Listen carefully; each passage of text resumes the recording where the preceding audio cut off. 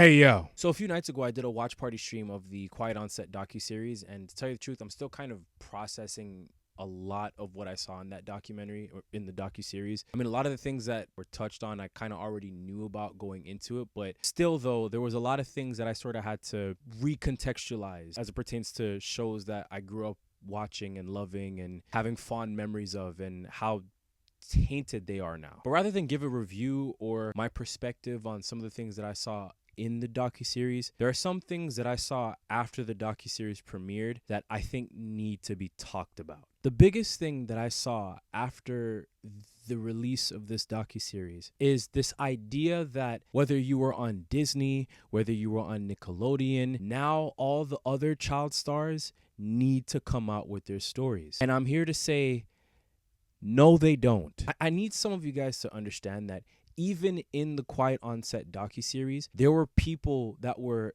uncomfortable with telling these stories and recounting these events because they're still dealing with the trauma from these events. At the end of the day, these are people's lives, these are people's stories, these are people's experiences that we're talking about. And someone shouldn't have to talk about and relive the worst things that's ever happened to them just because we want them to. There are people who have it in them to talk about the worst things that's ever happened to them, and that's fine. Some people don't have it in them to talk about the worst thing that's ever happened to them, and that's okay. And some people have moved on from the worst things that's happened to them and wish never to talk about it again. And that's okay too. But with all these posts of people saying stuff like, oh, this child actor needs to come out and tell their story, or this child actor needs to speak up and things of that nature, it's really giving, oh, we want you to do this for our entertainment and our consumption, not for your healing, not for spreading awareness. It's just so that we get our daily tea. And if somebody's real life experiences and trauma is going to be reduced to people getting their clicks and views, what are we really doing here?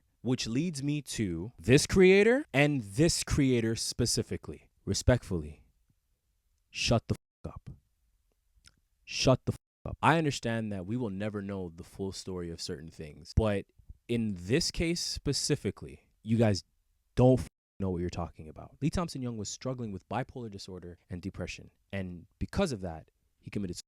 And it is unfair to link his death and the circumstances around his death to whatever conspiracy theories that you guys have. It is unfair to attach his death to an experience that he probably never walked through. And it is unfair to speculate about somebody's life when they're not here to tell their story. Do better, guys. Just do better.